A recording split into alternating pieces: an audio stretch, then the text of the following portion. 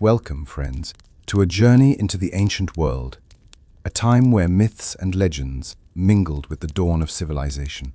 Today, we unravel the captivating story of Romulus and Remus, twin brothers born of gods and destined to change the world forever.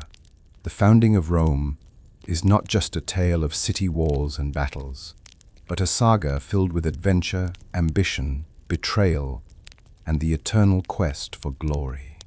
Whether you are a lover of history, a fan of mythology, or simply curious about the origins of one of the greatest empires in history, this story promises to inspire and transport you. Through immersive chapters, we will witness the dramatic events, meet legendary figures, and travel through the wild landscapes of ancient Italy. Prepare to meet heroes, encounter gods, and glimpse the mysteries that have fascinated generations for millennia. Settle in, open your imagination, and get ready to walk in the footsteps of Romulus and Remus, from their miraculous birth to the moment Rome's first stones were laid. Let's discover together how a myth became the foundation of an empire. Welcome to the founding of Rome, and in the ancient city of Alba Longa, a storm brews, not only in the sky, but in the hearts of its people. The noble king Numitor, once beloved, is cast down by his ambitious brother Aeneas. Fearful of a prophecy that warns a descendant of Numitor will reclaim the throne, Aeneas schemes to destroy his family's line. He forces Numitor's gentle daughter, Rhea Silvia, to take the vows of a Vestal virgin, swearing her to chastity for life. But fate and the gods cannot be so easily controlled. One night, as Rhea Silvia tends the sacred flame, the god Mars appears to her in a vision, his presence fierce yet comforting. In a haze of divine power, she is chosen for a destiny no mortal could refuse. Months later, she secretly gives birth to twins, two boys, strong and healthy, with a mysterious mark on each shoulder, as if touched by the god of war himself.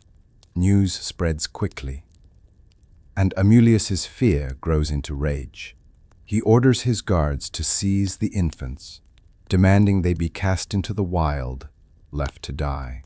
But as the guards slip away into the night, burdened with a basket and heavy hearts, the heavens rumble with the promise of destiny. So begins a tale that will shape the fate of an empire. The night air is thick with sorrow as Aeneas's loyal guards carry the basket containing the helpless twins through the darkened streets of Alba Longa.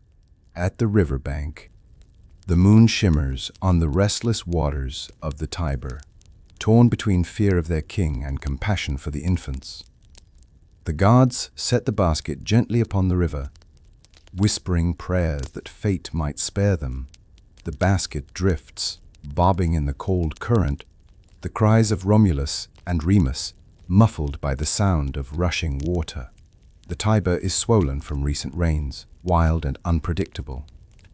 But as if guided by invisible hands, the current steers the basket away from rocks and whirlpools, delivering it safely to the roots of a large fig tree near the Palatine Hill. There, amid the tangle of branches and river reeds, the basket becomes lodged. Morning dawns with soft light, revealing two shivering but alive babies. The river has not claimed them, but they are not alone. From the forest shadows, a she-wolf emerges. Drawn by the cries of the twins, the beast approaches, her eyes wild, but her heart stirred by some unknown force. She lies beside the basket, offering warmth and milk, her body a shield against the morning chill. Overhead, a woodpecker flits among the branches, picking insects and bringing morsels as if sent by the gods.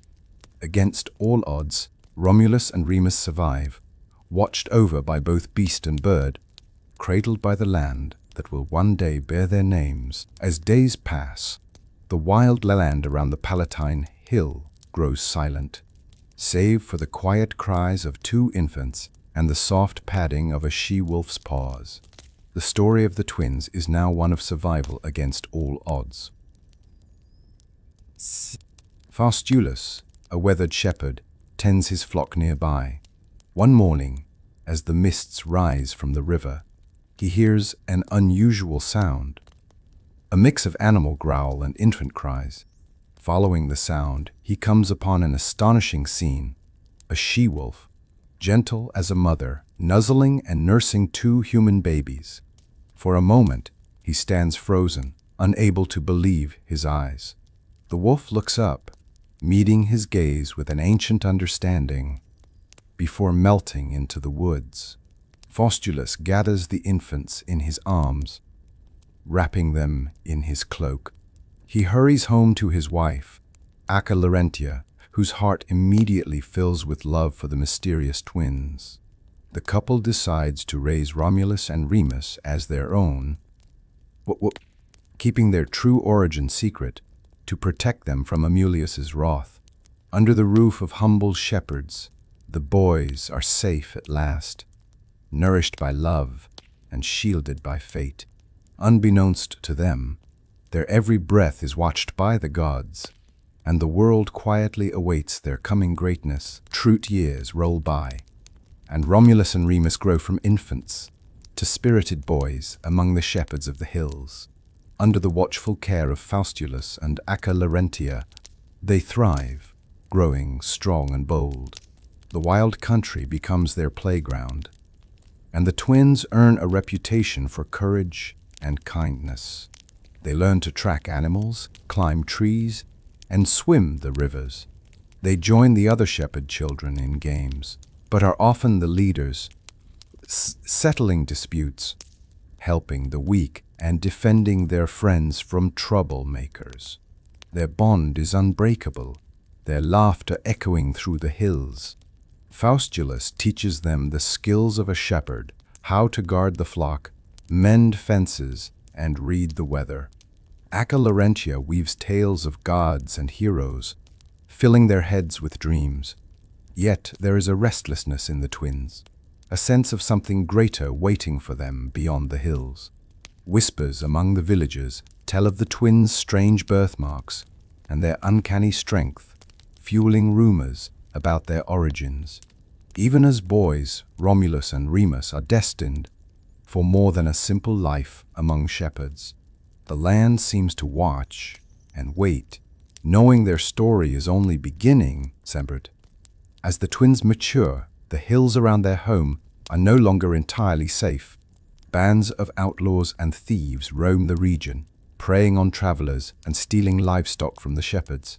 One evening, as the sky turns orange with sunset, disaster strikes. A group of bandits descends on the shepherd's camp, scattering the sheep and threatening the community. Romulus and Remus, now tall and strong, leap to action. They rally the frightened shepherds, organizing a defense using quick wits and knowledge of the land. With clever traps and surprise attacks, the twins turn the tide.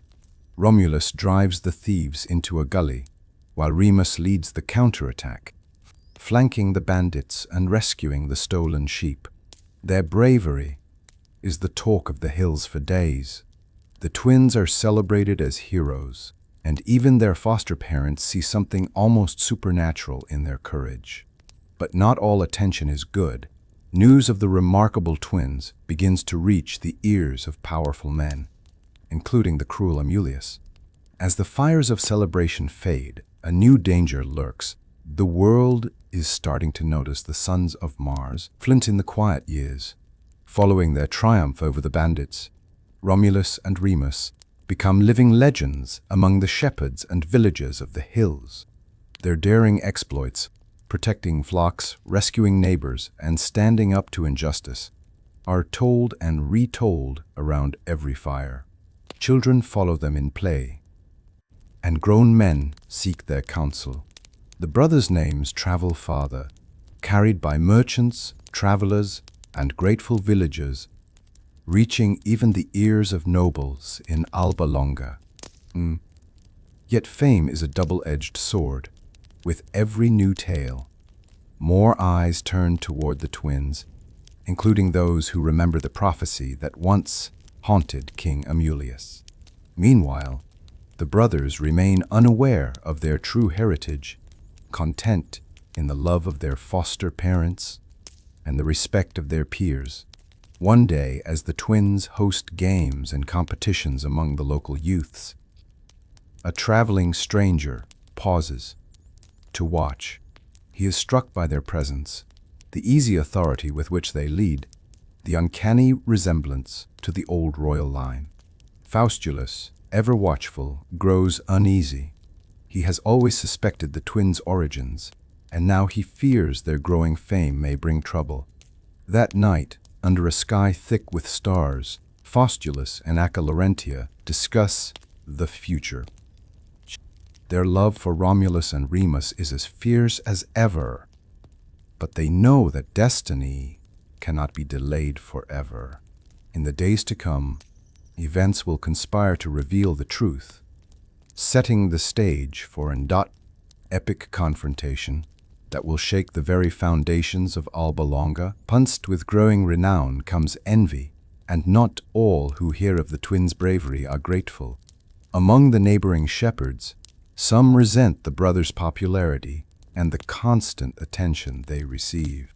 In secret, a small group plots to humble Romulus and Remus, determined to prove the twins are not as invincible as the legends claim.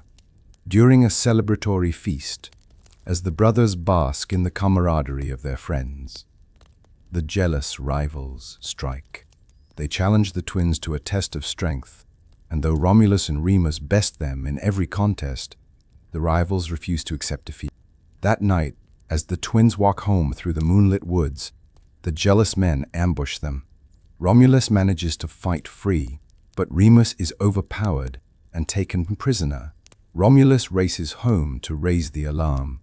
Faustulus and Laurentia, stricken with fear, urge the community to search the forests and hills for Remus. The captors, hoping to curry favor with powerful men in Alba Longa, plan to deliver Remus as a dangerous troublemaker. As dawn breaks, the search begins in earnest. Romulus is determined to rescue his brother, no matter the cost. The event marks a turning point. Their struggles are no longer mere games, and the eyes of the world are truly upon them. Root the captors, deliver Remus to the authorities in Alba Longa, presenting him as a notorious troublemaker, responsible for unrest among the shepherds. The city's officials, under the sway of King Amulius, are quick to seize on the opportunity to appease their ruler. Remus, shackled and defiant, is brought before a tribunal and questioned about his deeds. Despite the threats and accusations, Remus refuses to betray his brother or community. Meanwhile, Romulus, desperate and enraged, leads the search for Remus. With the help of loyal friends, he tracks the path to Alba Longa. Learning of Remus's imprisonment, Faustulus realizes the danger is grave and, tormented by guilt and fear, confides in Romulus the secret of their true birth. Romulus is stunned to learn that he and his brother are the sons of Rhea Silvia, heirs to a royal line, and victims of Amulius's ancient crime. With this revelation, Romulus's determination hardens. He vows not only to free Remus, but to challenge the very throne that cast them away. In Alba Longa's cold cells, Remus dreams of wild hills and the she-wolf, his courage unbroken. The twin brothers, though separated, draw strength from the knowledge that they are bound not just by blood, but by fate itself. Armed with the truth of his royal heritage, Romulus is no longer just a brave shepherd. He is the rightful heir to Alba Longa's throne. The revelation spreads swiftly among the trusted friends and elders in the hills. Romulus stands before them, his eyes burning with purpose as he recounts Faustulus's confession and the prophecy of the twins.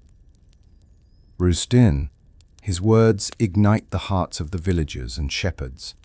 who have long suffered under Romulus' cruel rule.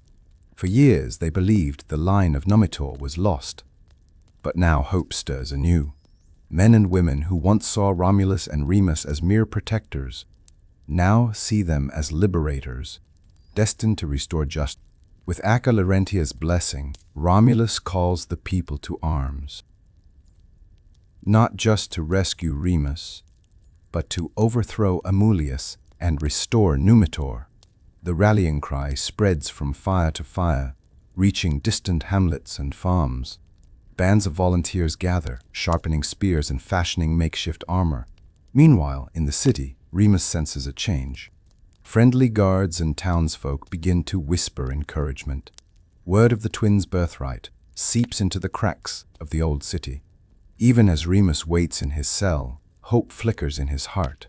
The day of reckoning approaches, armed with the truth of his royal heritage. Romulus is no longer just a brave shepherd. He is the rightful heir to Alba Longa's throne.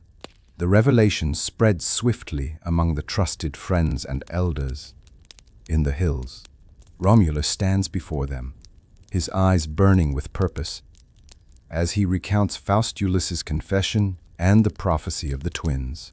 His words ignite the hearts of the villagers and shepherds who have long suffered under Romulus' cruel rule. For years they believed the line of Numitor was lost, but now hope stirs anew. Men and women who once saw Romulus and Remus as mere protectors now see them as liberators, destined to restore. With Laurentia's blessing, Romulus calls the people to arms, not just to rescue Remus, but to overthrow Amulius and restore Numitor. The rallying cry spreads from fire to fire, reaching distant hamlets and farms. Bands of volunteers gather, sharpening spears and fashioning makeshift armor. Meanwhile, in the city, Remus senses a change. Friendly guards and townsfolk begin to whisper encouragement. Word of the twins' birthright seeps into the cracks of the old city. Even as Remus waits in his cell, hope flickers in his heart. The day of reckoning approaches. The dust of battle has barely settled as Alba Longa wakes to a new dawn. It fills the streets, and the people gather in the central square to witness a moment many believed they'd never see. Romulus and Remus, battered but unbowed, stand before the crowd, flanking the elderly Numitor. The twins declare to all the truth of their lineage, how Amulius usurped Numitor's throne, and how, against all odds, the gods preserved his bloodline. Numitor, humbled by suffering and exile, is restored as king by the acclamation of the people. His voice trembles as he blesses the twins for their bravery, acknowledging them as his true grandsons and saviors of the realm. The city erupts in cheers. For the first time in years, hope blooms in Alba Longa's heart. A grand feast follows, and old allies return to pledge their loyalty to the rightful king. Yet, even in celebration, Romulus and Remus feel restless. Though the wrongs of the past are righted, their eyes drift to the wild lands beyond the city. The brothers know their destiny is not to inherit Alba Longa, but to build something entirely new, a city that will surpass even this ancient capital. As the night winds down, Numitor draws the twins aside. He tells them of ancient prophecies, how fate still beckons them onward, toward the founding of a mighty city on the banks of the Tiber. With the blessings of their grandfather and the cheers of the people ringing in their ears, Romulus and Remus set their sights on a future only the gods can foresee. In the peaceful days after Numitor's restoration, Romulus and Remus wander the hills and riverbanks of Alba Longa, restless and contemplative. The glory of their victory is sweet, but it cannot satisfy the longing in their hearts. Each night, the twins dream of a city yet to be built, a place where the oppressed will find sanctuary, and where their names will echo for eternity.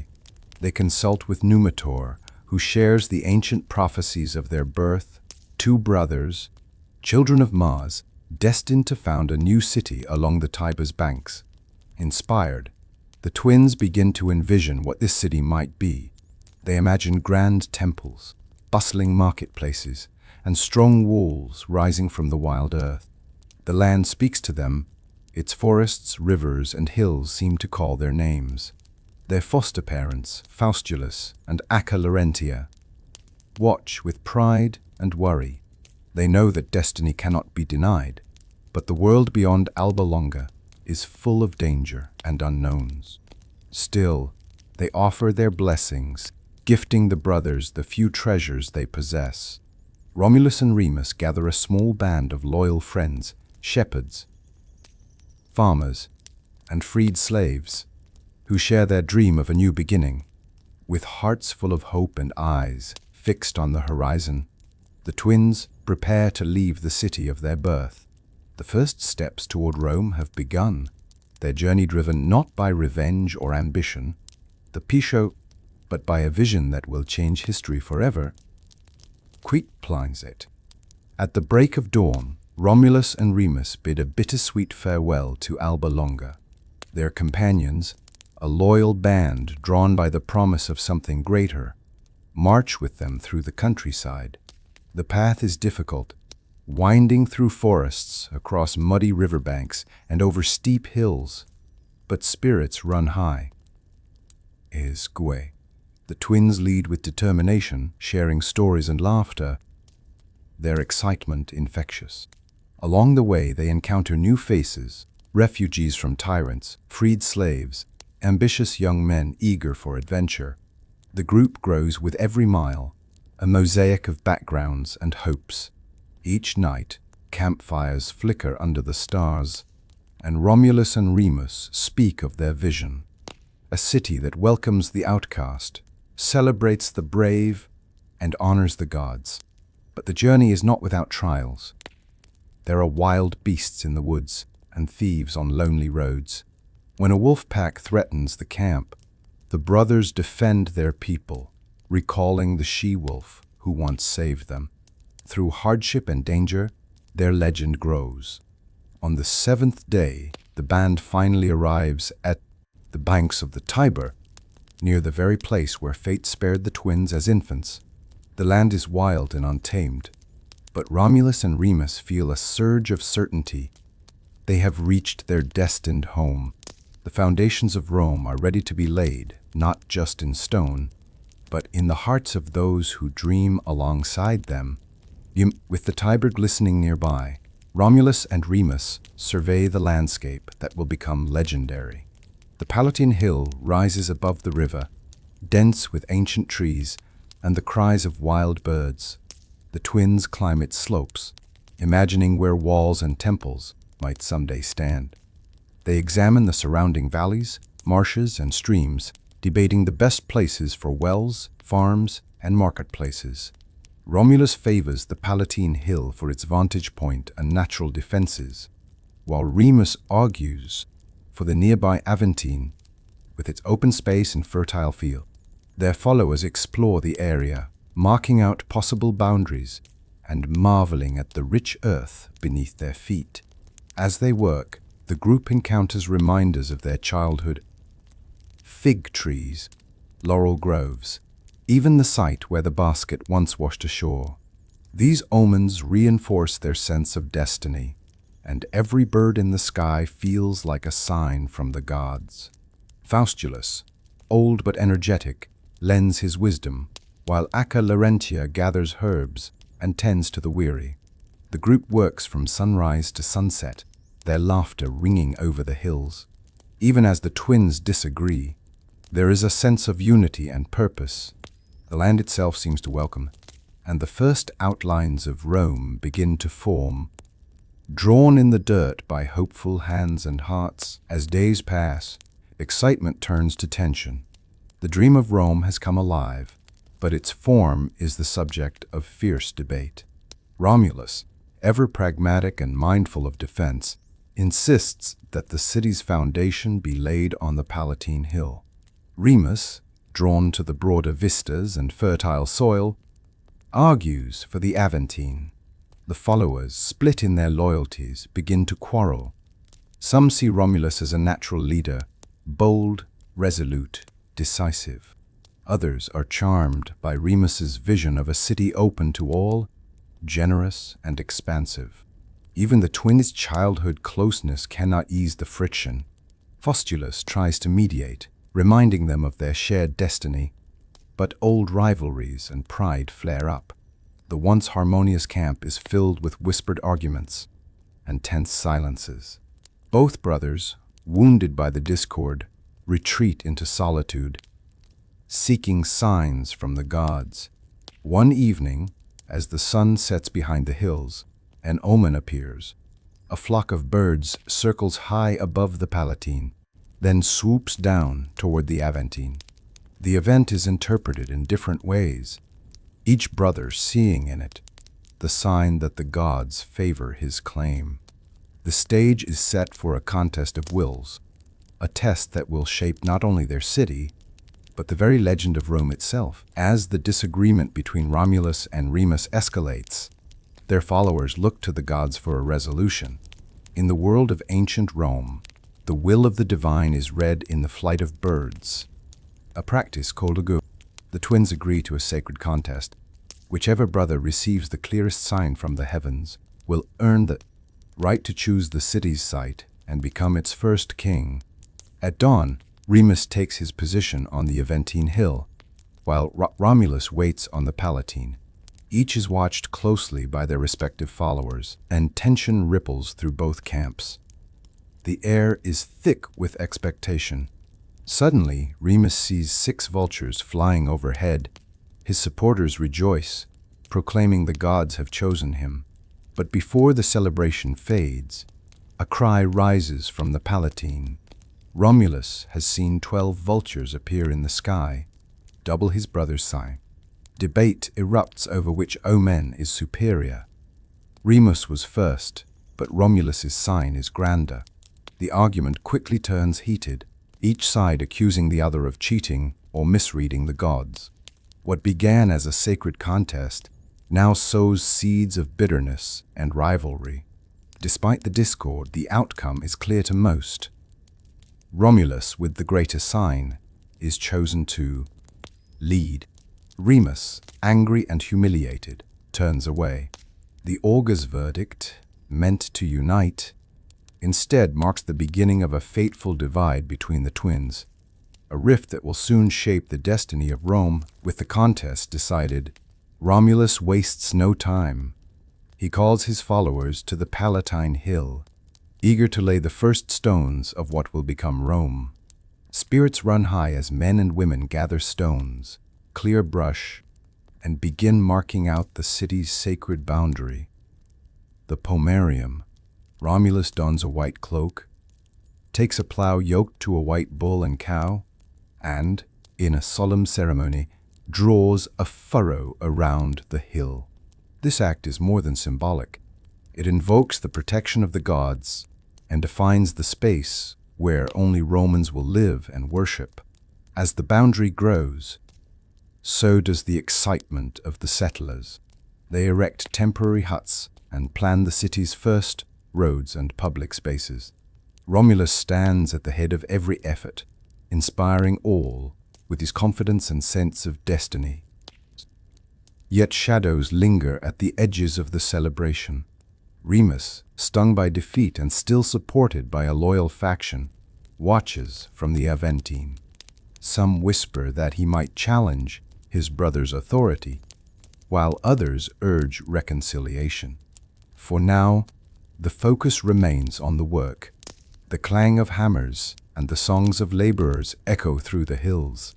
In sweat and unity, Rome's foundations are laid, not only in stone, but in shared hope. Yet, as dusk falls and fires flicker, the city's founders know that the truest test still lies ahead. Whether two brothers can overcome rivalry for the good of all. As construction on the new city accelerates, tension between the twin brothers simmers. Remus, frustrated and angry, cannot accept Romulus's victory. His followers, still loyal, fuel his resentment, whispering that Romulus cheated or misread the will of the gods. One day, as Romulus oversees the raising of a wooden palisade along the city's boundary, Remus arrives, surrounded by his own supporters. The moment is charged with emotion. Remus mocks the wall's low height, taunting Romulus and the builders. In a moment of bravado, he leaps over the barrier, defying the city's sacred line and Romulus's authority. The act is both insult and challenge.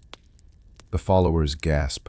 To cross the boundary is to disrespect the gods and threaten the peace. Romulus, incensed, warns his brother that no one may violate the city's sacred borders without paying a heavy price. Arguments erupt, and both brothers' supporters are on the brink of violence. Faustulus and Acca Larentia rush to intervene, desperately trying to reconcile the brothers. But pride and hurt run too deep. Remus's leap becomes legendary, forever remembered as a symbol of the rivalry that haunts Rome's birth. In that moment, it is clear to all, this city, destined for greatness, will be forged not only by vision and faith, but also by pain, loss, and the test of family. The fateful day arrives, heavy with the weight of destiny. Following Remus's leap, a bitter argument flares between the brothers, witnessed by all of Rome's first settlers. Neither will yield, and every word exchanged deepens the rift. Their followers, once united by hope, now glare across the city's sacred line. As passions flare, tragedy strikes. Accounts differ. Some say it was Romulus himself, others that a loyal supporter dealt the blow. But Remus is struck down as he crosses the boundary again, defying his brother's warning. The crowd falls silent in horror as Remus collapses. Romulus stands, frozen in shock and grief, as the city's founders realize what has been lost. A hush settles over the hills, broken only by the mournful cries of Acca Larentia and the sorrow of Faustulus. Romulus cradles his brother's body, tears streaming down his face. In the anguish of the moment, he cries out that so shall all perish who cross Rome's walls in enmity. Yet even in grief, the work of Rome must go on. Remus is buried with honors, mourned by all who loved him. His sacrifice, tragic as it is, becomes part of the city's foundation myth, a reminder that greatness is born of both triumph and loss. From this day, Romulus stands alone as Rome's first king, but the shadow of Remus lingers, woven forever into the legend of the eternal city. The fields outside Rome tremble with the approach of the Sabine army, led by King Titus Tatius. The Sabines are joined by allies who seek to avenge the abduction of their daughters and sisters. Their banners flutter in the morning wind as warriors arm themselves for the assault. Inside Rome's young walls, tension is thick. Romulus addresses his people, reminding them that they fight not just for survival, but for family, honor, and a new way of life. The Romans, some still awkward with weapons, line the ramparts, their faces set with determination. At dawn, the Sabines launch their first attack. Spears fly, shields clash, and chaos fills the air. The Romans, under Romulus's command, hold firm. The city's defenses, hastily built but cleverly designed, repel the enemy's charge. Sabine warriors attempt to breach the gates, but are met by showers of stones and arrows. Amid the roar of battle, Romulus fights at the front, his presence lifting the spirits of his defenders. By sunset, the Sabines withdraw, surprised by the resilience and unity of Rome.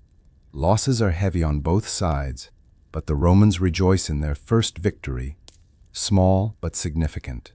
That night, as the wounded are tended and the fallen honored, Romulus vows to prepare for whatever trials lie ahead. For the people of Rome, The battle is a baptism of fire, forging them into a single unbreakable community. The war is far from over, but the Romans have discovered a new strength. Fort is, they will never surrender their city, or the dreams that built it. As King Romulus shapes his fledgling city, he faces a new challenge. Rome's population, while growing, is still too small to thrive. Many of the settlers are shepherds, exiles, freed slaves, and wanderers, united only by hope and hardship. To ensure Rome's future, Romulus creates the Asylum, a sacred place on the Capitoline Hill, open to all who seek a new life. News of Rome's sanctuary spreads across the land. Men fleeing feuds, criminals hoping for a second chance, and those outcast by other tribes come to Rome's gates.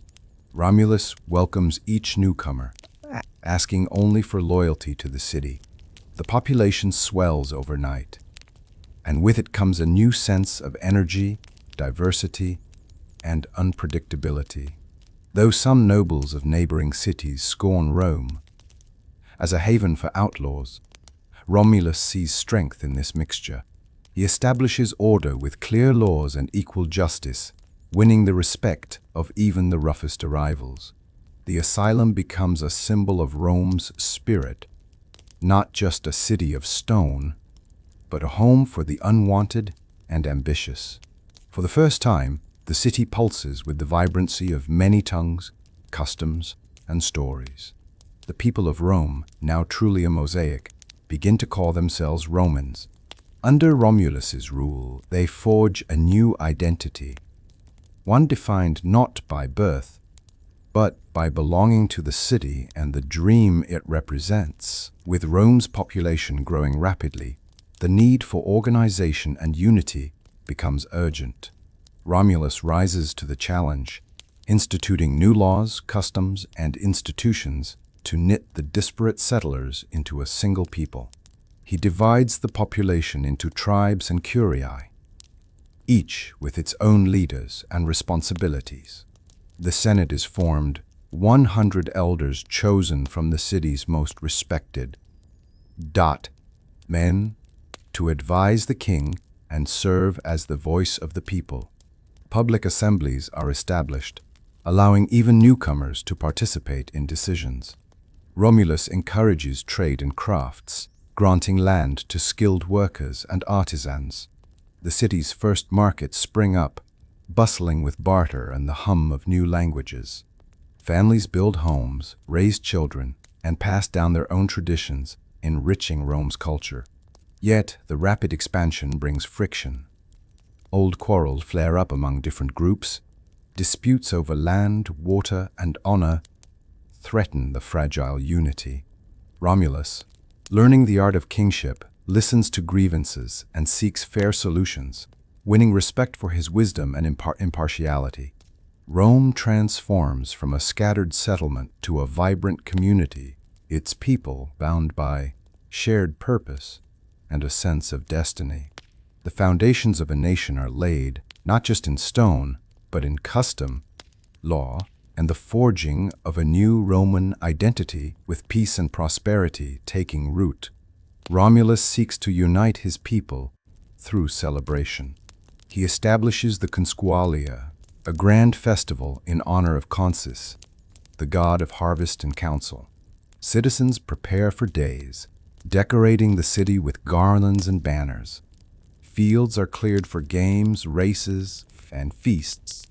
On the day of the Consualia, the entire population gathers on the field of Mars. Romulus presides in ceremonial robes, offering sacrifices and prayers for Rome's future. The air rings with laughter as children chase each other. Young men compete in foot races, and musicians fill the sky with song. Envoys from neighboring towns arrive, drawn by curiosity and the promise of peace. Romulus welcomes them with hospitality, hoping to foster alliances and perhaps find wives for his men. Rome's biggest shortcoming remains its lack of women. As night falls, the festival becomes a shimmering spectacle of torches and dancing. Romans and guests feast together, sharing stories and dreams. For a moment, the worries of hardship and loss fade, replaced by unity and the joy of a new beginning. Yet beneath the surface, Romulus knows that the city's peace is fragile, and that envy and suspicion still simmer in the hearts of Rome's neighbors. The success of the Consualia will bring both friendship and unforeseen consequences, setting the stage for one of Rome's most famous legends. Despite Rome's rapid growth, the city's future is threatened by a shortage of women. Few families can be founded or remain out of reach. Romulus sends envoys to neighboring tribes, requesting intermarriage, but is met with suspicion and scorn. Determined to secure Rome's survival, he hatches a bold plan during the next Consualia. As guests from the Sabines and other tribes flock to the festival, Romans mingle with their neighbors. Suddenly, at a prearranged signal, Romulus's men seize the young women among the visitors, carrying them off to become wives for the Romans. The city erupts in chaos. Parents and brothers cry out in horror, while Romulus calms the captives, promising them respect and a place of honor in Rome. The act, shocking and controversial, sows the seeds of both enmity and unity. The Sabine men return home in rage, vowing revenge, while the abducted women, treated kindly and with dignity, gradually accept their new lives. Romulus defends his actions, arguing that Rome cannot survive without families, and that the new bonds will one day unite old enemies. City braces for war. Its fate, now entwined with the courage and resilience of the Sabine women, who will play a decisive role in shaping Rome's future. The abduction of the Sabine women sends shockwaves through the region.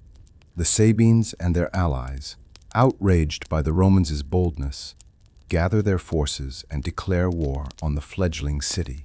Messengers race between hill towns and villages, calling warriors to arms and forging alliances. In Rome, Romulus prepares for the coming storm. He calls the Senate and city elders to council, planning fortifications and training his citizens in the arts of war.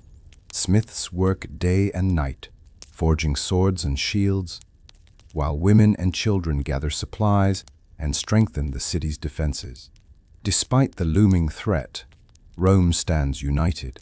The Sabine women, torn between two worlds, plead for peace, but also encourage their new husbands to defend the city. Their courage and resilience, many of whom once felt they had nothing to fight for, but now have families and homes worth defending. Romulus leads by example, drilling the militia and inspecting the walls. He consults the priests, seeking omens and sacrifices to win the favor of the gods. As the enemy army draws near, the people of Rome gather on the ramparts, hearts pounding with fear and hope. The city stands ready, not just with weapons and walls, but with a newfound sense of purpose and identity. The coming war will test Rome's resolve, but also forge the unity that will one day make it the greatest city on earth. As the siege drags on, both sides grow weary. One night, Tarpeia, daughter of Rome's chief gatekeeper, sneaks to the Sabine camp. Bewitched by tales of Sabine gold and longing for favor, she makes a fateful bargain. She will open the city gates in exchange for what the Sabines wear on their arms. King Titus Tatius, sensing an opportunity, agrees. As darkness falls, Tarpeia leads a group of Sabine warriors to a hidden postern gate. They shower her with bracelets, but also their heavy shields, crushing her beneath their weight. For her betrayal, Tarpeia is killed, her body left by the gate as a grim warning. The Sabines pour into the city, taking Romans by surprise. Panic erupts as fighting spills into the streets and public squares. Romulus rallies his people, urging them to hold fast and protect their families. In the chaos, Romans fight with desperate courage, blocking streets and forming barricades. The battle rages all night. By dawn, both sides are exhausted, and the Sabines manage to seize the citadel. Yet their victory is bitter, stained by treachery and loss. The story of Tarpeia will haunt Rome for generations, a cautionary tale of greed, betrayal, and the price paid by those who put self above city. Yet, even in defeat, the Romans refuse to give up, determined to reclaim their home and defend their future. With the Sabines entrenched in the citadel, Rome faces its gravest threat yet. The heart of the city is divided. Sabines control the heights, while Romans fortify the lower streets and markets. For days, skirmishes rage along the dividing line. The sound of clashing arms and cries of battle echo over the hills. Romulus, never one to shrink from a challenge, organizes daring assaults to retake the citadel. He leads a hand-picked band of warriors up narrow alleys and secret stairways, braving arrows and boiling oil. Each attack is met with fierce resistance by the Sabines, who fight with equal valor for their own kin and cause. Amid the chaos, the Roman women, many of them Sabine by birth, risk their lives to aid both sides. They tend the wounded, carry messages, and plead for peace, torn between husbands and fathers. Their courage brings moments of truce and compassion, even as the battle rages. On the third day, Romulus rallies his followers for a decisive assault. With fire and fury, the Romans storm the citadel's gates. The fighting is brutal and the cost is high, but inch by inch they reclaim lost ground. At the height of the battle, Romulus and Titus Tatius meet face to face, swords flashing in the dust and sun. Neither king yields, but the struggle exhausts both armies. As the sun sets, the city lies scarred, its people desperate for peace. The women's voices rise above the din, calling both sides to lay down arms and remember what binds them together. The time for reconciliation. As the battle reaches its bloodiest point, a remarkable sight brings everything to a halt. The Sabine women, who were once abducted and are now wives and mothers in Rome, rush into the heart of the fighting, carrying children in their arms and tears in their eyes. They throw themselves between the two armies, pleading with fathers not to kill their daughters' husbands, and with husbands not to strike down their wives' brothers and fathers. Their words, charged with love and sorrow, pierce the hearts of warriors on both sides. The battlefield falls silent. Men lower their swords, overcome by the courage and desperation of the women. Romulus and Titus Tatius, still locked in their deadly duel, pause as the cries of the women reach them. Moved by the spectacle, both kings agree to parley. The Sabine women propose a radical peace. The two peoples will unite, sharing rule, laws, and customs. Romulus and Titus Tatius swear an oath of brotherhood, embracing on the battlefield as the armies cheer. The city is saved not by force of arms, but by the compassion and bravery of its women. The united Romans and Sabines begin to heal their wounds, and the once divided city becomes stronger than ever. The story of the Sabine women becomes a legend, passed down through generations, a testament to the power of love, courage, and the hope that peace can be won even in the darkest of times. With peace restored, Rome enters a new era, ruled jointly by Romulus and Titus Tatius. The city swells with Sabine and Roman families, forging new bonds and customs. Public celebrations honor the Sabine women for their courage, and both kings vow to govern with wisdom and fairness. Together, Romulus and Titus Tatius set about uniting their peoples. They blend traditions, appointing Sabine leaders to the Senate and dedicating temples to both Roman and Sabine gods. The laws are rewritten to ensure justice for all, and grand festivals mark the new alliance. The city expands, its walls stretching to include the settlements of both peoples. Streets are repaired, new homes built, and the markets fill with the bounty of two cultures. Romans and Sabines work side by side, turning former enemies into neighbors and friends. Though challenges remain, the spirit of unity and cooperation prevails. Disputes are settled by law, and every citizen is encouraged to take pride in the city's diversity. Romulus and Titus Tatius walk together in processions, symbols of the power that comes from reconciliation. In the evenings, old warriors tell stories of the days when Rome nearly fell, and of how peace was won not by kings or soldiers, but by the hearts of women and the hope for a better future. Under the rule of two kings, Rome flourishes, becoming a beacon to the world. A city founded on courage, forged in conflict, and united by love. The unity of Rome under two kings brings peace and prosperity. But beneath the surface, old rivalries simmer. Titus Tatius, respected by many Sabines and trusted by Romulus, is a strong and fair ruler. However, a diplomatic crisis erupts when relatives of Titus are accused of violence against ambassadors from a neighboring city. The offended envoys demand justice, but Titus, torn between loyalty to kin and his oath to Rome, hesitates to punish his own. Tensions mount as the city debates what justice requires. Romulus urges his company ruler to uphold the law, but Titus, facing pressure from the Sabine elders, tries to delay the verdict. In the end, fate intervenes. During a public ceremony at Lavinium, Titus is set upon by the aggrieved ambassador's followers. In the chaos, the Sabine king is killed, dying with dignity as Romulus arrives too late to save him. The city mourns. Sabines and Romans alike grieve the loss of a leader who helped bind them together.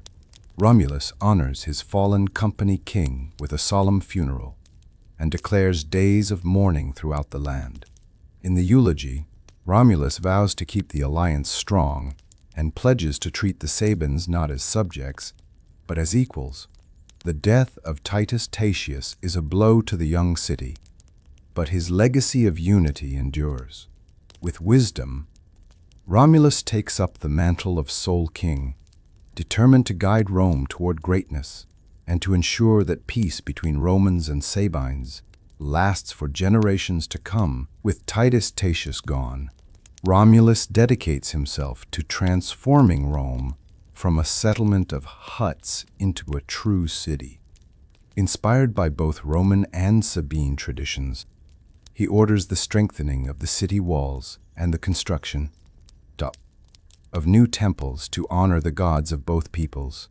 Workers from every background labor, side by side, quarrying stone and raising walls that will one day be famed throughout the world.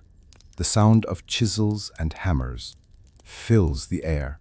Romulus oversees the work personally, sometimes lending a hand, always encouraging those who tire. Temples rise alongside the ramparts, dedications to Jupiter, Mars, and Juno, as well as to Sabine deities. The city comes alive with ritual and ceremony, and priests lead processions to bless the walls and sanctify the foundations.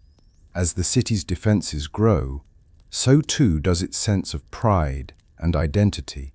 Citizens gather at the walls to watch construction and take part in celebrations.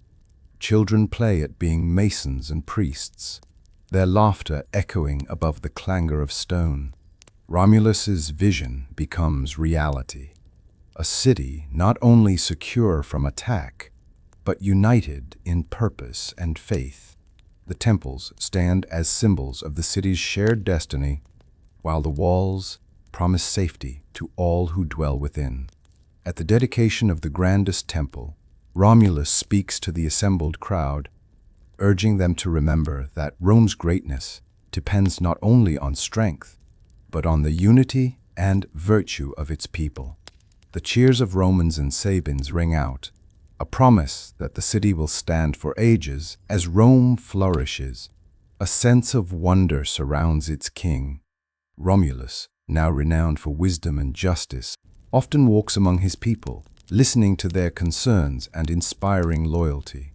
Yet, as the years pass, strange stories begin to circulate.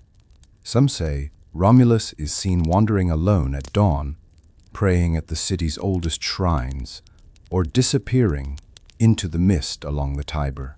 Others claim to witness him speaking with mysterious figures, perhaps messengers of the gods, perhaps shadows from the past. One day, as Romulus gathers the people in the field of Mars to review the city's troops, a sudden storm rolls in. Thunder crashes, and the sky darkens. A whirlwind sweeps the field, and when it clears, Romulus has vanished. Panic and awe seize the crowd. The city is thrown into confusion. Some believe the king has been taken by the gods, raised up to live among them for eternity. Others whisper that jealous nobles conspired against him. The Senate declares that Romulus was assumed into the heavens by Mars, his divine father, and that he will forever watch over Rome as a god named Quirinus. In the days that follow, priests and augurs hold solemn ceremonies, and the people leave offerings at the king's favorite shrines. So, Romulus's disappearance becomes the stuff of legend, an ending as mysterious and powerful as his birth. Though their king is gone, the Romans feel his presence in the city's walls, laws, and dreams. His spirit lives on, guiding the destiny of the eternal city. In the wake of Romulus's disappearance, Rome's people are united by both loss and wonder. The Senate proclaims that Romulus has become Quirinus, a god of the Roman people. Temples are dedicated in his honor, and a new festival, the Quirinalia, is established to celebrate his memory and invoke his protection. Priests teach the story of Romulus's ascent to the heavens, inspiring generations with tales of his courage and wisdom. Children reenact his deeds in games. Poets compose verses about his life. Across the city, statues and altars appear, marking the places where Romulus was last seen and where his spirit is believed to linger. Quirinus becomes not only a symbol of Rome's foundation, but a guiding force for its future. Citizens pray to him in times of trouble, asking for strength and unity.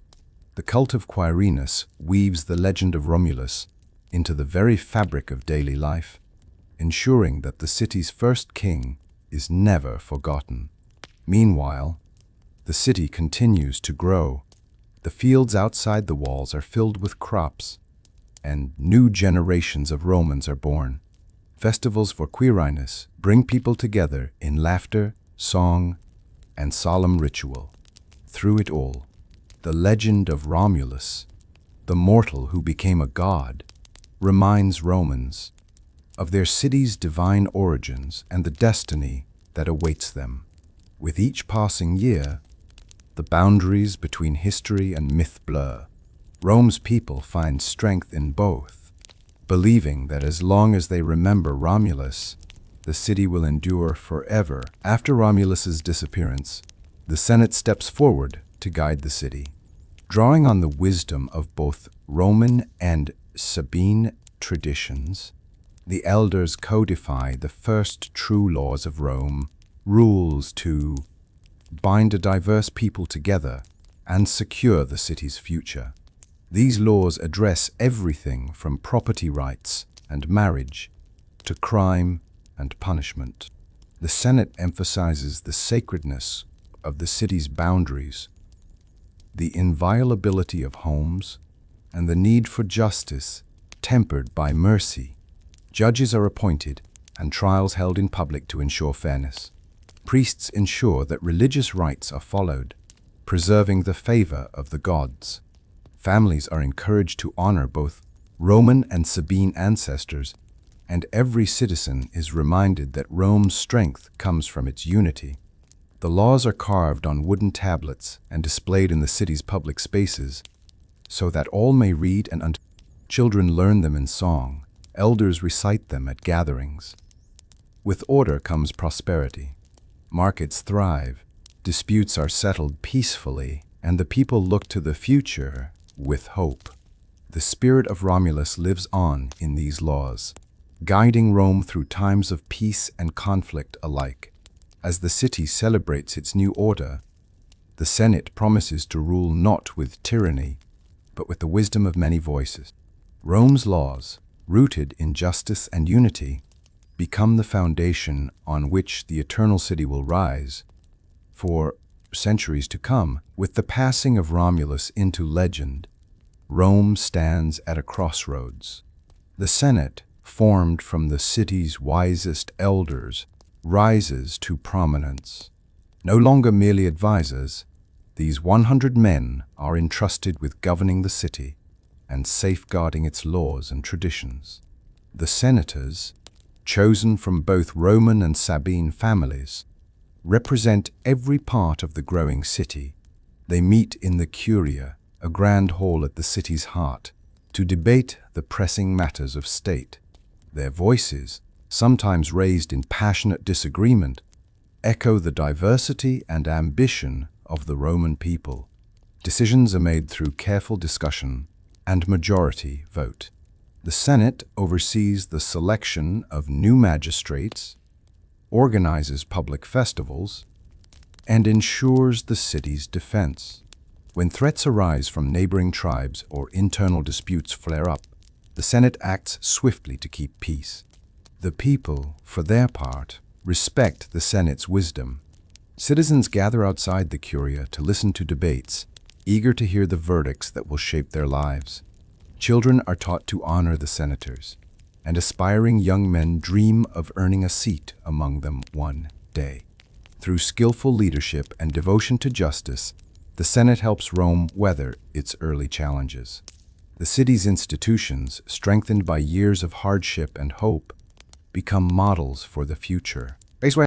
The Senate's rise marks the beginning of a new era, one where collective wisdom and the spirit of the people guide Rome toward its destiny as an eternal city. Under the Senate's guidance, Rome transforms from a cluster of settlements into a bustling city. The boundaries expand as new settlers arrive, drawn by the promise of opportunity and safety. Farms and villages sprout along the Tiber's banks, their fields golden with wheat and dotted with grazing herds. Roads are built, linking Rome with distant lands. Merchants bring exotic goods, Etruscan pottery, Greek olive oil, and vibrant dyes from the east. Markets grow crowded, their stalls filled with goods and the lively banter of traders in many languages. The city's population becomes ever more diverse. Romans, Sabines, Latins, Etruscans, and strangers from far-off lands build new lives side by side. Festivals become grander, temples rise higher, and the hum of construction never ceases. Rome's army, drawn from every citizen, trains for the defense of all. Led by experienced captains, they repel raiders and win new territory for the city. The Senate negotiates alliances and treaties, forging bonds of friendship and trade with neighbors. With expansion comes new challenges, managing resources, settling disputes, and ensuring justice for all. Yet the city's spirit of unity prevails. The ideals set by Romulus, courage, fairness, and acceptance, remain at the heart of Rome. As the city grows, the Romans look to the future with pride. They dream of a day when Rome's name will be known throughout the world. Say, its power and culture, a beacon to all peoples. The expansion of Rome marks the blossoming of a city destined for greatness. As Rome prospers, new heroes emerge to inspire the people. Storytellers gather crowds in city squares, weaving tales of men and women whose deeds uphold the city's ideals. There is Hostilius, who leads a daring charge against a band of raiders threatening Rome's fields, returning with spoils and captives. The wise priestess Hersilia, famed for her counsel during the Sabine crisis, is honored for bringing peace and helping to heal old wounds. The young soldier Callias wins admiration by risking his life to rescue a comrade during a river crossing, his courage celebrated in song and story. Artists immortalize these heroes in frescoes and statues. Parents teach their children to strive for similar greatness, whether through bravery, wisdom, or acts of kindness. Festivals are held to honor those who serve the city, and prizes are awarded to those who embody Rome's highest virtues. The Senate commissions a grand epic, recording the deeds of the first Romans for future generations. The city's legends, once whispered of fires, identity. The city's legends, once whispered around fires, become part of Rome's identity, giving the people a sense of shared history and purpose. Through these stories, the spirit of Romulus and Remus lives on. Rome's citizens, young and old, are reminded that greatness is not only in conquest, but in sacrifice, compassion, and the unending quest to build a better world. Years pass, and the story of Romulus and Remus becomes Rome's most cherished legend. Every year, a festival called the Perilia is held, honoring the city's founding and the miraculous survival of the twins. Children parade through the streets in wolf costumes, reenacting the she-wolf's care. Poets and priests retell the story, ensuring it is never forgotten. The twins' example becomes a guiding light for all Romans. Putri speaks their courage in adversity, their willingness to fight for justice, and their ultimate sacrifice for the greater good are woven into the city's laws and values. In every household, the tale is shared. Parents tell it at bedtime, elders recite it at gatherings, and teachers pass it on in the schools. The names of Romulus and Remus become symbols of hope and unity, invoked in prayers and invoked at the city's most important ceremonies. Monuments are raised on the Palatine and Aventine hills, marking the places where legend says the twins quarreled and reconciled, loved and lost. Pilgrims come from far and wide to see these sacred sites, leaving offerings and asking for blessings. As the years unfold, Rome's people continue to find inspiration in their founder's story. The city stands as a testament to their dream, a place where anyone, regardless of origin, can find a home, a purpose, and a place in the tapestry of history. Through the legend of Romulus and Remus, Rome remembers its roots and finds the strength to look ever forward. The city that began with a basket on the Tiber now stands as the marvel of the world. Rome's walls reach skyward, its streets teem with life, and its citizens look with pride upon what they have built together. The story of Romulus and Remus echoes in every corner, in the laughter of children, the rituals of priests, and the speeches of senators. The city's founders, once exiles and orphans, are now the spirit that drives Rome's unending growth. Rome becomes known as the Eternal City, a place that endures through war and peace, hardship and triumph. Its people draw strength from their history, confident that the gods watch over them and that the courage and wisdom of their ancestors live on in each new generation. Foreign visitors marvel at the city's order, beauty, and ambition. Embassies from distant lands come seeking alliance, merchants offer treasures, and poets strive to capture Rome's greatness in their verses. The city's roads stretch out like veins, connecting it to the far corners of the world. The Senate and people vow to honor the memory of their founders, to guard the city's laws, and to welcome all who seek its promise. Every Roman, rich or poor, carries a piece of the legend in their heart, striving always to be worthy of the city's name. As the sun sets over the 7 hills, the fires of Rome burn bright, promising that as long as stories are told and dreams are cherished, the eternal city will never fade